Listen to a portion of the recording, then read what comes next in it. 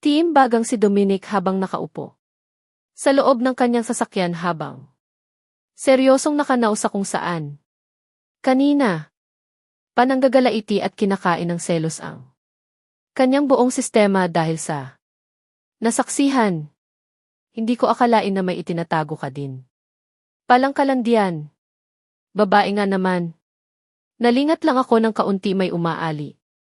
Ligid na kaagad sa iyo, bulong niya sa kanyang sarili habang nakakuyom ang kamao. Iharap niyo siya sa akin, sa ayaw at gusto niya, utos ni Dominic sa tauhan niya. Nasa loob siya ng isang university at nakatitig lang siya sa isang direksyon. Pigil niya ang kanyang sarili na huwag bumaba ng kotse para hatakin si Trixie. Palayo sa lalaking kausap nito. Akala ko ba mahigpit pagdating sa kanya? Ang mga Sebastian, bakit parang iba yata? Ang nakikita ng mga mata ko, seryosong tanong niya sa kanyang tauhan. Madilim. Ang kanyang aura na siyang nagbigay ng kaba sa kanyang kausap. Hatid sundo po si Miss Sebastian ng kanyang driver master. Baka po wala pa ang kanyang sundo kaya may timpasi. Miss Trixie na makipag-usap sa kapwa niya estudyante, imporma sa kanya ng kanyang tauhan. Kaagad na tumaas ang sulok ng labi ni Dominic na parabang hindi siya naniniwala. Well, talaga lang ha? Bakit iba yata ang nakikita ng mga mata ko kumpara sa sinasabi mo? Seryosong sagot niya sa kanyang tauhan. Napalunok naman ng makailang ulit ang kanyang kausap bago sumagot. Master, baka lang po binigyan na nila ng laya ang anak nila. Hayaan niyo po iimbestiga pa ako, magalang na sagot nito. No need. Wala na akong pakialam pa tungkol sa bagay na iyan. Iharap niyo sa akin ang babaeng iyan. Tapos na ang paghihintay ko at walang sino man ang makakapigil sa akin para makuha siya. Sapat na ang ilang taon na pananahimik ko at kukunin ko na kung ano man ang akin bago pa ako maunahan ng iba. Nakangisi niyang sagot.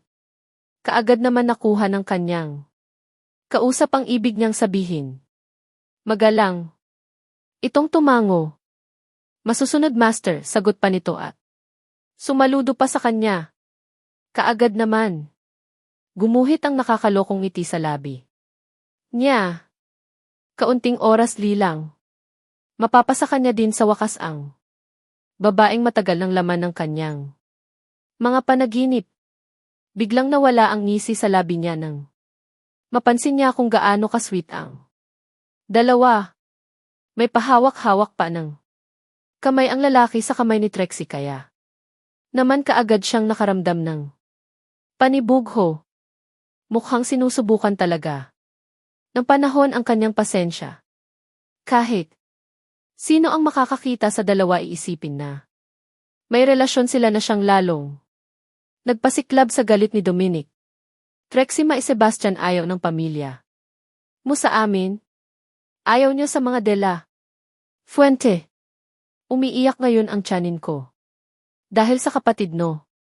Pues, magkakaalaman tayo ngayon kukunin kita sa ayaw at gusto ng buo mong pamilya. Magiging akin ka at hindi ako papayag na may ibang lalaki na aali. Aligid sa iyo, bulong niya pahabang nakangisi. Halos isang oras din siyang naghintay bago niya napasin na sumakay ang dalawa sa iisang sasakyan. Akala ko ba hatid sundo si Trixie ng mga Sebastian? Bakit kasama niya sa iisang sasakyan ang lalaking iyon? Kaagad na tanong niya pa sa kanyang tauhan. Saglit naman natitigyan ang tauhan niya bago sumagot. Baka may date po. Ayon po sa nasagapong balita may dadalo 4 silang concert. Baka doon po ang punta nila. Isasagawa na po ba natin ang plano? Master, sagot naman ng kanyang tao. Lalong lumawak ang ngiti sa labi ni Dominic bago sumagot. Kung swertehin ka nga naman. Well, Much better. Sabihin mo sa mga tao natin. Nakunin na nila si Trixie. Ingatan. Huwag masaktan or kahit man lang. Magalusan at dalhin sa hideout. Master, paano po pala ang lalaking? Kasama niya, tanong naman ng kanyang tao. Bahala na kayo. Kapag manlaban, bugubugin niyo, sagot niya. Kaagad na. Tumango ang kanyang tao at kinuha ang sariling cellphone para i-update ang mga taong palaging nakaantabay ng utos mula sa kanya. Titsyempo sila para madukot ang target. Samantalang sa kabilang sasakyan, naman tuwang-tuwa si Trixie. Sa wakas, pinayagan din siya ng kanyang mga magulang na dumalo sa concert kasama ang ilan sa mga kaibigan. Pumayag na din ang kanyang mga magulang na sumabay na lang kay Benji para naman magawa niya lahat ng gusto niya na hindi na kailangan pa ng may bubuntot-buntot na driver sa kanya. I am so happy dahil sa wakas pumayag din sila tita at tito na sumama ka sa amin. Trix, akala ko talaga hindi ka na naman makakasama sa barkada nakangiting. Wika pa sa kanya ni Benji. Abala ito sa manibela at kitang-kita ang tuwa sa mga mata. Ano daw ang balita kina Mara? Papunta. Na din daw ba sila sa venue? Tanong naman ni Trixie sa lalaki. Kaagad naman. Tumango si Benji. Yes, malapit na daw sila, nakangiti. Namang sagot nito. Lalo namang nakaramdam ng tuwa si Trixie. Ito ang kauna-unahang pagkakataon na pinayagan siya ng kanyang mga magulang na sumama sa kanyang mga kaibigan na walang bantay. Masaya pa silang nag-uusap ni Benji nang pareho silang nagulat dahil may sasakyan na biglang umovertake sa kanila at humarang sa gitna ng kalsada. Napasigaw. Panang malakas si Trixie sa gulat ng biglang pumistereno si Benji. Kung hindi pa driver sa kanya. I am so happy dahil sa wakas pumayag din sila tita at tito na sumama ka sa amin. Trix, akala ko talaga hindi ka na naman makakasama sa barkada nakangiting. Wika pa sa kanya ni Benji. Abala ito sa manibela at kitang-kita ang tuwa sa mga mata. Ano daw ang balita kina Mara? Papunta. Na din daw ba sila sa venue? Tanong naman ni Trixie sa lalaki. Kaagad naman. Tumango si Benji. Yes, malapit na daw sila, nakangiti. Namang sagot nito. Lalo namang nakaramdam ng tuwa si Trixie. Ito ang kauna-unahang pagkakataon na pinayagan siya ng kanyang mga magulang na sumama sa kanyang mga kaibigan na walang bantay. Masaya pa silang nag-uusap ni Benji nang pareho silang nagulat dahil may sasakyan na biglang umovertake sa kanila at humarang sa gitna ng kalsada. Napasigaw. Panang malakas si Trixie sa gulat ng biglang pumistereno si Benji. Kung hindi pa siya naka-seatbelt baka sumubsob na ang mukha niya sa dashboard ng sasakyan. Kikilala mo ba sila, Benji? Sino sila? Bakit nila tayo hinarangan? Nahihintakutan niya pang tanong kay Benji. Kita din sa mukha ng lalaki ang kaba habang nakatitig sa harap at pinagmamasdan ang sunod-sunod na pagbaba ng mga lalaking nakasuot ng kulay itim na suit. Mukha pa lang ng mga ito ay nakakatakot na. I don't know. Hindi ko sila kilala. Kinakabahang sagot ni Benji. Lalong nakaramdam ng kaba si Trixie nang mapansin niya na lumapit sa sasakyan nila ang ilang kalalakihan at sumenyas ng buksan daw ang pintuan. Benji. No, huwag mong buksan. Nakakatakot sila, nakikiusap niya pang wika. Halos mangatog ang buo niyang katawan dahil sa sobrang nervyos. Ilang beses na sumenyas ang mga kalalakihan bago nito kinalampag ang Kots. Hindi mapigilang napasigaw ni Trixie ilalo na nang mapansin niya na bumunot ng baril ang isa sa mga ito at tinutok papunta kay Benji. Dahil doon walang choice si Benji kundi buksan ang pintuan ng kotse. Kaagad pa, itong kinalagad palabas ng kotse at sinapak. Hindi na mapigilan ni Trixie ang mapasigaw para sana manghingi ng tulong. Ah! Tulong! Sino kayo? Ano ang kailangan niyo sa amin? Takot man pinilit pa rin magpakatatag. Hindi niya na mapigilan na mapaiyak lalo na nang mapansin niya na walang malay na bumagsak sa gitna ng kalasada si Benji. Duguan dahil sa bugbog na natamo. Sumama ka sa amin, miss, para hindi ka na magkaproblema pa, wika ng isa sa mga kalalakihan. Kaagad naman siyang napailing sabay siksik sa kabilang sulok ng sasakyan. Hindi. Ayaw ko. Hindi ako sasnasa. Inyo, takot niyang sagot. Pasimple. Niyang inilibot ang tingin sa paligid at laking pagkadismaya niya dahil wala man lang siyang nakikita na ibang sasakayan. Sumama ka sa amin, miss, para hindi ka na magkaproblema pa, wika ng isa sa mga kalalakihan. Kaagad naman siyang napailing sabay siksik sa kabilang sulok ng sasakyan. Hindi. Ayaw ko. Hindi ako sasama sa inyo, talkot niyang sagot. Pasimple. Niyang inilibot ang tingin sa paligid at laking pagkadismaya niya dahil wala man lang siyang nakikita na ibang sasakayan.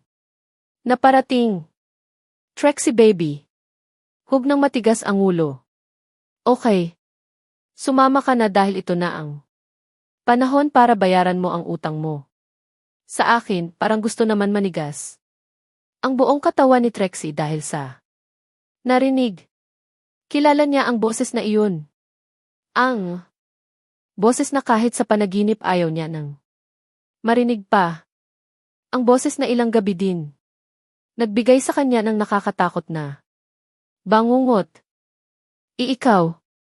Parang gustong mangatog ang tuhod ko nang masilayan ang mukha ni Dominic. Hindi ko akalain na muling babalik ang bangungot ng aking nakaraan. Miss me baby, nakangisi nitong wika sabay hila sa akin mula sa loob ng sasakyan. Hindi ko naman maiwasan na mapasigaw dahil sa takot. Dominic, maawa ka sa akin. No. Ayaw kong sumama sa iyo. Wala akong utang sa iyo kaya tantanan mo na ako. Sigaw ko. Umaasa ako na magkaroon ito ng kahit na kaunting konsiderasyon lang. Akala ko talaga makakaligtas na ako mula sa anino nito pero mukhang nagkamali ako. No baby. Nakalimutan mo na yata na may utang ka pa sa akin ah. Hindi ba't ibinenta ka sa akin noon ng tiyahin mo? Ano nga ang pangalan noon? Sabel, nakangisi nitong tanong. Naramdaman ko pa ang malakas na paghila nito sa akin mula sa loob ng sasakyan kaya wala akong nagawa kundi mapaiyak na lang sa takot. Ano? Pa ba ang kailangan niya sa akin? Bakit? Kailangan niya pang gawin sa akin ito? Pagkalabas ko ng kotse parang wala lang dito na isinampay ako sa kanyang balikat. Pilit naman akong nagkakawag para makawala sa kanya. Pero hindi man lang ito natinag. Pasalya ako nitong isinakay sa loob ng kanyang sasakyan. Nanginginig ako sa takot na napasiksik sa kabilang bahagi. Para lang maiwasan siya ng mapansin. Kung sumakay na din ito at naupo sa tabi ko. Nakangising tumitig sa akin. Ang sama mo. Bakit ba kailangan mong gawin sa akin ulit ito? Ano pa ang kailangan mo sa akin kaagad? Kung tanong sa kanya sa kabila ng pagluha, napahalakhak ito bago sumagot. Wala akong pakialam kung demonyo man ako sa paningin mo. Basta, sisisiguraduhin ko sa iyo na hindi ka na Makakawala sa akin, Trixie. Hindi ako. Papayag na muli mo akong matatakasan, sagot nito. Umangat. Ang kamay nito papunta sa akin pero kaagad akong umiwas. Pilit akong nagusumiksik sa kabilang bahagi ng kots. Ramdam ko din ang panginginig ng buo kong katawan. Lalo kang gumanda ngayon, baby ah. Hindi na ako nagtaka kung maraming nagkakagusto sa iyo. Malas lang nila.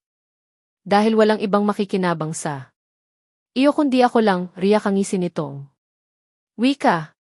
Parang gusto ko naman. Kilabutan lalo na nang maramdaman ko na ang palad nito sa pisngi ko. Hinahaplos niya ako sa bahaging iyon. Kaya naman muli kong iniwas ang mukha ko sa kanya. Kaagad kong napansin ang pagngisi nito. Hindi ka pa rin nagbabago. Ikaw pa rin ang Trixie na nakilala ko ilang taon na ang nakalipas, wika nito. Hindi ako nakaimik. Patuloy lang ang pagtulo ng luha sa aking mga mata. Hindi ko alam kung anong kapalaran ang naghihintay sa akin sa mga kamay ni Dominic. Hindi mo pwedeng gawin sa akin kung ano man ang naiisip mo ngayon. Hahanapin ako nila mama at papa. Hahanapin ako ni Kuya Charles, wika ko dito. Umaasa ako na sana huwag niya na lang ituloy ang balak niya sa akin.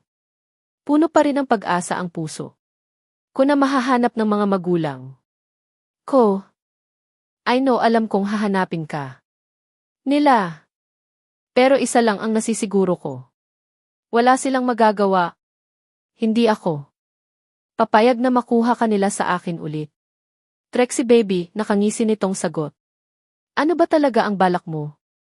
Bakit? Kailangan mong gawin ito. Magkano? Magkano ang utang ko sa iyo para bayaran na lang kita? May kakayanan ang mga magulang ko na bayaran ka.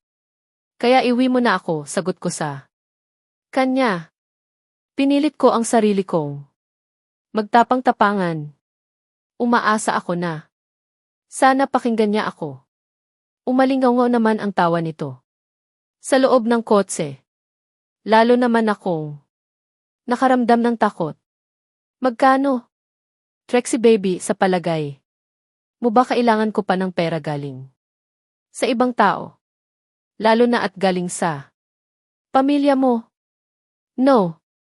Hindi. Sa pagkakataon na ito sisiguraduhin ko na hindi ka makakataka sa akin.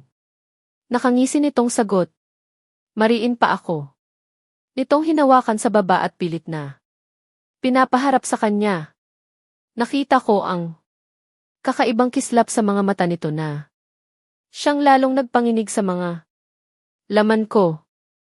Beautiful as always. Hindi ako naniniwala sa pag-ibig pero hindi ko alam kung bakit hindi ka mawala sa isipan ko. Siguro dahil sa kakaibang ganda ng mukha na ito. Kailangan kitang maangkin at pagsawaan para makalimutan na kita, wika pa nito. Habang dahan-dahan na bumaba ang mukha nito patungo sa akin. Pilit. Akong pumapalag pero walang saysay. Ang lakas ko kumpara sa lakas niya. Nanlaki ang aking mga mata nang maramdaman ko ang pagsayad ng labi nito sa labi ko. Ang takot na nararamdaman ko kanina lang ay kaagad na napalitan ng kakaibang damdamin na biglang lumukob sa buo kong pagkatao. Ito ang kauna-unahang halik na naranasan ko mula sa isang lalaki. Hindi ko alam kung bakit pakiramdam ko bigla akong naging tuod. Kung hindi ko pa naramdaman ang pagkagat nito sa ibabang bahagi ng aking labi, hindi pa ako magigising sa isang katotohanan na hinahalikan pala ako ng isang manyak na si Dominic. Kaagad akong kumawala dito at walang sabi-sabing sinampal ko ito. Bastos, galit kong sigaw. Baigong. Nawala ang takot na nararamdaman ko sa kanya. Napalitan iyon ng galit dahil pakiramdam ko na bastos ako nito. Napansin ko ang pagkagulat sa mukha nito. Biglang naningkit ang kanyang mga mata at pasabunot akong hinawakan sa buhok ko. Hindi ko naman maiwasan na mapaigik dahil sa sakit. Sinampal mo ako.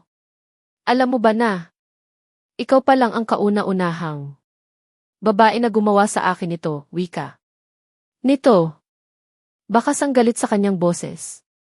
Bago niya binitiwan ang buhok ko. Hindi naman ako nagpatinag. Wala nang dahilan para matakot sa kanya. Hindi ko dapat pairalin ang takot na nararamdaman ng puso ko dahil lang sa lalaking ito. Matakot man ako o hindi alam kung kapahamakan ang naghihintay sa akin kapag hindi ko siya matakasan. Bastos ka. Wala kang karapatan na halikan ako ng ganito, galit kong wika. Wala na akong pakialam pa kung magalit din ito sa akin. Kung paparusahan niya ako, ayos lang. Iyon naman ang ini-expect ko mula sa kanya. Masamang tao ang lalaking ito. At alam kung kaya niya akong patayin. Sa isang iglap lang, napansin ko pa na saglit itong natigilan at mataman akong tinitigan. Sa mga mata, ilang saglit lang muli, itong nagkapakawala ng uyam. Nang ngiti. Talagang hinahamon mo ako, ha? Pwes, tingnan ko lang kung hanggang saan ang tapang mo sa gagawin ko sa iyo. Galit na wika nito, muli akong hinalikan sa labi. Sa pagkakataon na ito, ramdam ko na ang panggigil mula sa kanya. Halos lamunin niya ang buo kong bibig sa kanyang ginawa. Nararamdaman ko na din ang pamamanhid ng aking labi. Dahil sa marahas nitong paghalik sa akin. Nagulat man sa ginawa niya pero hindi ako nagpatinag. Hindi ko siya hahayaan sa gusto niyang gawin sa akin. Lalaban ako. Pilit akong kumakawala sa pagkakayakap niya sa akin pero talagang mas malakas siya. Narinig ko pa ang impit na nito nang kagatin ko ang kanyang labi. Kaagad kong nalasahan ang dugo mula sa sugat nito pero hindi pa rin ito humihinto sa paghalik sa akin sa parteng iyon. Shit! Alam mo bang ito ang gusto ko sa mga babae? Iyong palaban?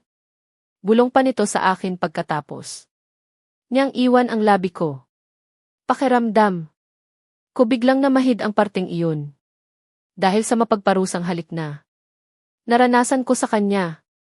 Hindi ka magtatagumpay sa gusto mong gawin. Hintayin mo na makawala ako sa iyo at sisiguraduhin ko na mabubulok ka sa kulungan. Galit kong sagot sa kanya. Pasimple pa.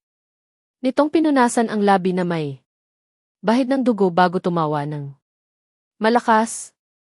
Parang gusto ko tuloy ulit manginig sa takot. Mukhang confirm nga. Baliw ang Dominic na ito at hindi pwedeng pagkatiwalaan. Tingnan natin. Hindi ka makakaalis sa poder ko hangat hindi ko sinasabi. May unfinished business tayo noon at sa pagkakataon na ito, hinding-hindi mo ako matatakasan, Trixie, seryoso. Nitong sagot. Ano ba talaga ang gusto mo? Bakit? Kailangan mong gawin sa akin ito. Wala akong natandaang atraso sa iyo. Pero bakit ba pinapahirapan no ako? Halos pasigaw kong tanong sa kanya. Wala na hindi ko na napigilan pa ang emosyon ko. Kailangan kong maging palaban para makasurvive sa mga kamay niya. Good question. Ano nga ba ang kailangan ko sa iyo? Gusto mo ba ng honest na sagot? Nakangisi nitong tanong. Galit ko itong tinitigan. Alam mo, ngayon ko lang napatunayan na hindi ako nagkamali sa pagpili sa iyo. Sulit ang paghihintay ko ng ilang taon dahil alam kong maging kapaki-pakinabang ka sa akin kapag kailangan na kita. At dumating Na ang time na iyon, Trixie. Nakangisi nitong wika. Akmang. Hahaplusin ng mama nito ang pisngi ko pero umiwas ako. Tatawa-tawa. Itong tumitig sa harapan ng kotse. Bigyan mo ako ng mga anak at ibibigay ko ang kalayaan na hinaha mo, wika nito. Para naman akong nabingi sa aking narinig mula sa kanya. Ano daw? Tama ba ang narinig ko? Gusto niya akong anakan? Kung ganoon, baliw nga siya. Are you crazy? Galit kong sambit. Umismi dito bago ako tinitigan. Nang masama. Gusto kong magkaanak pero ayaw ko. Sa ibang babae. Gusto ko sa iyo lang at ibibigay mo sa akin iyon sa ayaw at gusto mo, seryoso nitong sagot. Parang gustong manginig ang buo. Kung laman dahil sa narinig mula sa kanya.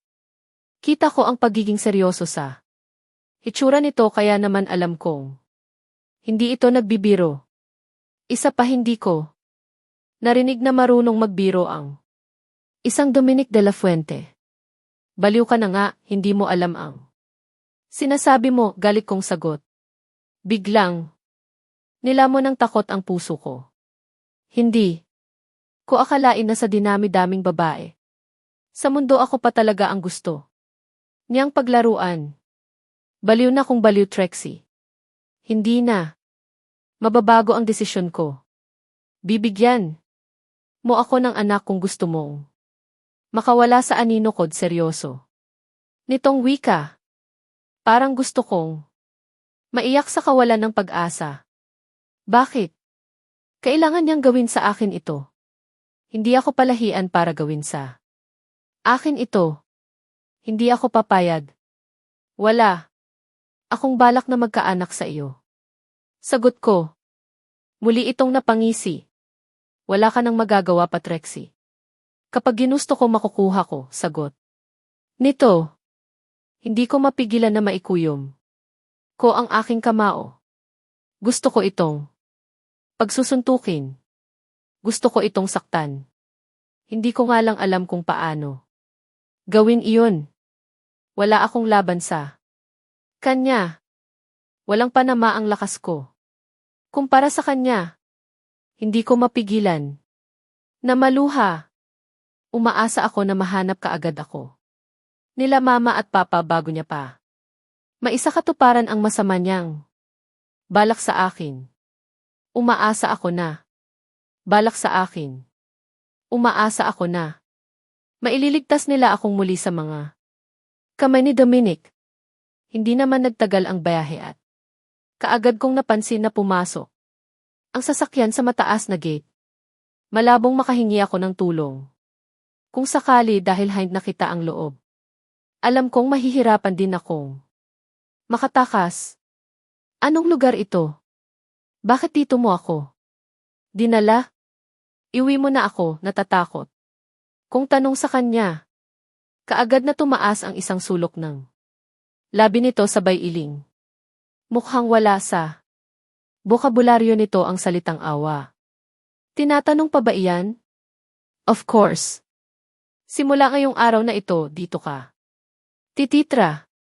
Dito ka titira hanggang sa mabigyan mo ako ng anak na kangisi. Nitong sagot. Muli akong kinilabutan. Walang hiya ka. Sisiguraduhin ko na hindi ka magtatagumpay sa gusto mong mangyari, Dominic. Demonyo ka. At wala kang awa. Pati ako gusto mo. Pang-idamay sa kabaliwan mo, galit. Kung bulyaw sa kanya. Ninisihan lang. Ako nito sabay baba ng kotse. Naiwan. Akong nanggalaiti sa galit kasabay ng pagtulo ng luha sa aking mga mata. Nagulat pa ako nang bumukas ang pintuan ng kotse sa gilid ko. Bumungad sa mga mata ko ang mukha ni Dominic. May naglalarong ngiti sa labi nito kaya naman lalo akong nakaramdam ng galit sa kanya. Bumaba ka na dyan. Wala ka nang magagawa pa. Nandito na tayo at pupunuin natin ang lugar na ito ng Mga bata, wika nito. Muli akong kinilabutan. Walang hiya siya balak. Niya talaga akong gawing palahian. Sisiguraduhin ko na dudusahan mo. Sa kulungan ang ginawa mo sa akin. Hindi ako papayag sa gusto mong mangyari, wika ko. Muli itong napahalhak kaya napatitig ako sa kanya. Let's see. Huwag mo akong hinahamon, Trixie, dahil baka masubukan mo ang lakas ko at hindi ka makakatayo sa unang beses na angkin ko sa katawan na iyan, sagot nito at inilabas pa nito ang kanyang dila na parang minamanyak ako. Hindi ko napigilan ang aking sarili at kaagad na umangat ang palad ko at diretso na lumagapak sa kanyang pisngi. Narin ko pa ang mahinang pagsinghap ng mga tauhan nito sa paligid bago ko naramdaman ang paghawak ni Dominic sa pulsuhan ko. Mukhang namimihasa ka na talaga sa kakasampal sa akin, ha? Talagang inuubos mo ang pasensya ko, Trixie. Galit na wika nito at pakaladkad akong ipinasok sa loob ng bahay.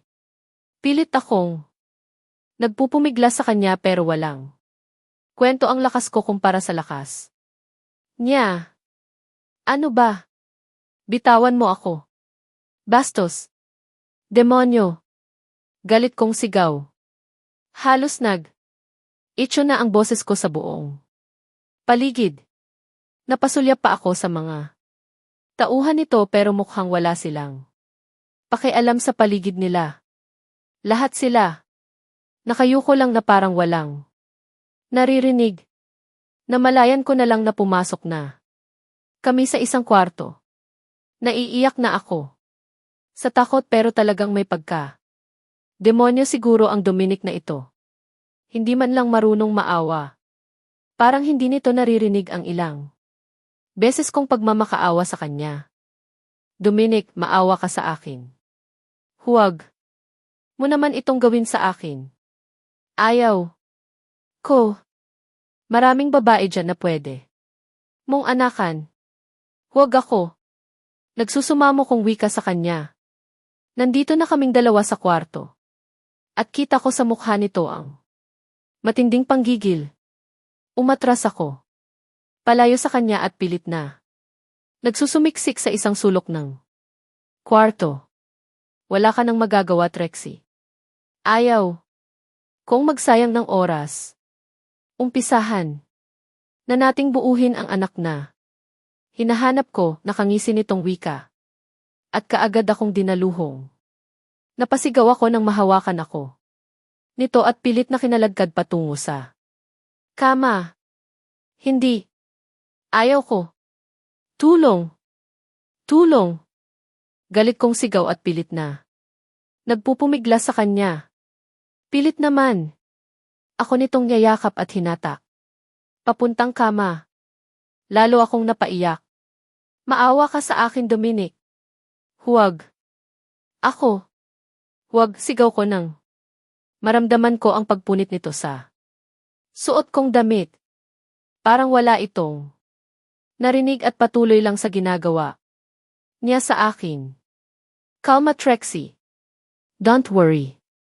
Sisiguraduhin ko na mag-enjoy ka sa gagawin natin, nakangisi nitong sagot. Sa wakas binitawan niya din ako. Iyon. Nga lang, may punit na din ang damit ko. Nakangititong lumapit sa akin at hinaplos ako sa aking pisngi. Pakiramdam ko bigang naninigas ang buo kong katawan dahil sa kanyang ginawa. Alam mo bang matagal ko nang hinintay ang oras na ito? Palagay mo, ba maawa ako sa iyo, seryoso nitong wika.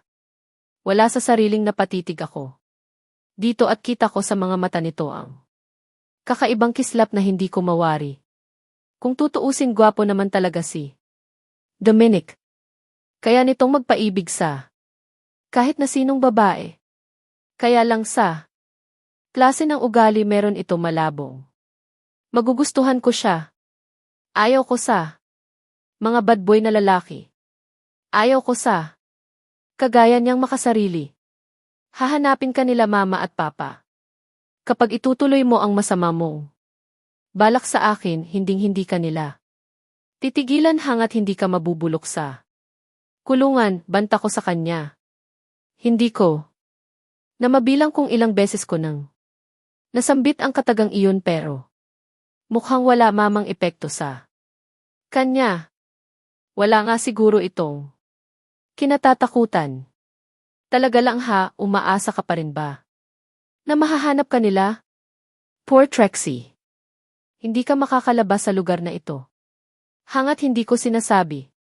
Baka nga dito ka na mabulok nakangisi nitong wika habang pinaglandas ang kanyang daliri mula sa aking pisngi patungo sa aking lig.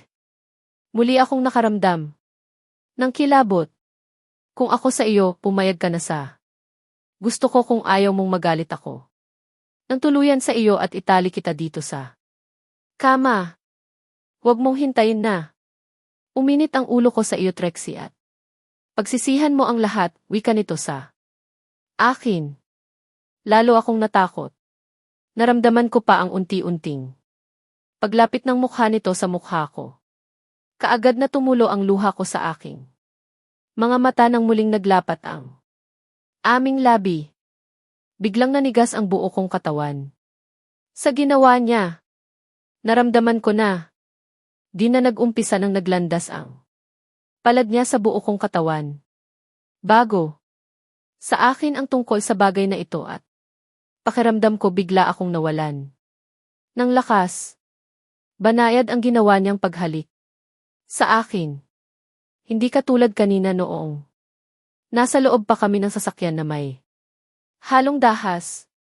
Hindi ko tuloy alam kung ano ang gagawin ko lalo na nang nag-umpisa ko ng maramdaman na pumailalim ang dila nito sa loob ng aking bibig.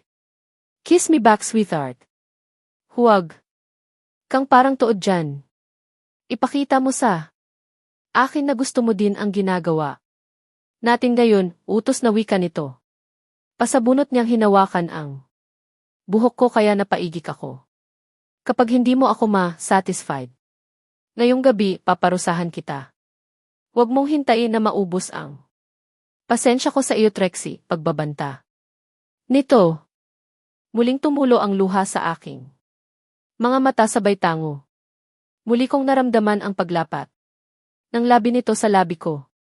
Sa pagkakataon na ito ramdam ko na ang kanyang kapusukan. Naramdaman ko din ang pagsuot ng kanyang kamay papunta sa aking tiyan. Humahaplos ito doon na siyang nagbigay sa akin ng kakaibang kilabot. Mukhang wala ka pang experience sa halikan. No wonder, mukhang virgin ka pa nga. Gayahin mo lang ang galaw ng labi ko at matututo ka din. Sweetheart, bulong nito sa akin. Habang hindi ko mapigilang mapaiktad ng maramdaman ko ang pagsapo ng isang palad nito sa dibdib ko. Humihimas-himas ito sa bahaging iyon na siyang nagbigay sa akin ng kakaibang pakiramdam. Wala sa sariling ginaya ko nga ang galaw ng labi nito. Halos magpalitan na kami ng aming laway dahil sa aming ginawa. Napansin ko pa na saglit na natigilan si Dominic dahil sa ginawa kong pagtugon sa halik niya. Saglit lang naman iyon hanggang sa naramdaman ko na lang na isa-isa na nitong tinatangal ang saplot ko sa aking katawan. Yes, parang bigla akong nawala sa sarili ko. Hindi ko alam pero ang pagtotoo na nararamdaman kanina sa buo kong sistema na palitan iyon ng curiosity. Curious ang katawan ko sa mga susunod na kaganapan na mangyayari sa aming dalawa. Bago sa akin ang experience na ito at hindi ko maiwasan na makaramdam ng pagkasabik. Siguro nga eksperto si Dominic pagdating sa kama. Kaya nitong magpainit kahit sa isang katulad ko na wala pang experience sa pakikipagtalik. Gayunpaman hindi ko na pinagtuunan pa ng pansin ang Tungkol sa bagay na iyon. Ipokrita ako. Kung sasabihin ko na hindi ko gusto. Ang kanyang ginagawa. Ganyan nga Montrexie. Umungol ka. Nang umungol para lalo akong ganahan. Narinig kong bulong nito sa punong. Taing ako. Dinidilaan niya ang bahaging iyon kaya hindi ko na. Napigilan pa ang sarili ko na. Napayakap sa kanya. Nagtagumpay si Dominic sa gusto niya. Tuluyan niyang nabuhay ang init ng katawan ko. Nahubad na din nito ang ibang saplot ko sa katawan ng walang kahirap-hirap. Beautiful as always. Hindi ako nagkamali sa pagpili sa iyo, Trexie. Wika nito habang nakatunghay sa akin. Naramdaman ko pa ang palad nito na humahaplo sa isa kong bundok na siyang nagpaliyad sa akin. Para akong mababaliw sa kakaibang sensasyon na nararamdaman lalo nang nag-umpisa na nitong sipsipin ang aking kaliwang. Pasas na pink. Kaagad na tumulo ang luha sa aking mga mata nang maramdaman ko na matagumpay na mapag-isa ni Dominic ang aming katawan. Pakiramdam ko may kung anong matigas at malaking bagay na nakapasok sa aking pagkababae at sa sobrang sakit hindi ko mapigilan ang mapaiyak. Hey, sorry. Nabigla ba kita? Promise, masakit talaga sa umpisa. Pero kapag sanay ka na mawawala din ang sakit, baka nga palagi mo pang hahanap-hanapin bulong pa nito sa akin bago ako muling hinalikan sa labi. Mabuti na lang at huminto ito sa paggalaw sa ibabaw ko. Kahit papaano, naibsan ng kahit kaunti ang sakit na nararamdaman ng aking pagkababae. Hindi katulad kanina, masuyo na ang paghalik nito sa akin ngayon. Hindi ko naman mapigilan na mapaungol ng muli nitong haplusin ang magkabilaan kong bundok. Pakiramdam ko biglang nawala ang naramdaman kong sakit kanina at napalitan na iyon ng iba yung ligaya lalo na nang mag-umpisa na itong gumalaw sa ibabaw ko. Noong una banayad lang naman at himala dahil biglang nawala ang sakit na kanina lang iniiyakan ko. Iba yung kiliti na ang nararamdaman ko at parang may kung anong bagay ang gustong maabot ang aking katawan dahil sa ginagawa niya sa akin. Masakit pa ba? Tanong pa nito sa akin habang titig na titig sa aking mga mata. Kaagad na maiyakong umiling. Kitang-kita ko ang pamumula sa mukha ni Dominic habang walang humpay ang pag-ulo sa ibabaw ko. Hindi ko naman maiwasan na mapaungol lalo na nang maramdaman ko ang pabilis na paglabas. Pasok nito sa loob ng aking pagkababae. Dominic, ano itong ginagawa mo sa akin? Anas ko pa. Hindi ito. Sumagot bagkos lalo niya pang igihan ang kanyang ginagawa. Halos. Tumirik naman ang aking mga mata. Dahil sa sarap hanggang sa naramdaman ko na parang naihi ako. May gustong ilabas ang aking puson na hindi ko maintindihan hanggang sa naramdaman ko ang isang mainit na bagay na biglang bumulwak patungo sa aking sinapupunan. Huli na nang ma-realize ko na pareho na kaming nilabasan ni Dominic. Hindi ko maiwasang mapapikit habang ninanamnam ang init ng kanyang katas na patungo sa aking sinapupunan. Hingal na bumagsak si Dominic sa tabi ko. Tulala naman. Akong napatitig sa kisam. Hindi ko akalain na mag-enjoy din ako sa kung ano man ang namagitan sa aming dalawa. Totoo nga ang naririnig ko sa mga classmates ko na masarap ang sex. Napatunayan ko iyon ngayon lang. Hindi ko maiwasang mapatitig kay Dominic na noon ay nakapikit na sa tabi ko habang may ngiti na nakaguhit sa labi. Ilang saglit din akong tulala na nakatitig sa kisame bago dumagsa sa isipan ko ang realisasyon. Kung Anong problema ang naghihintay sa akin sa kamay ni Dominic?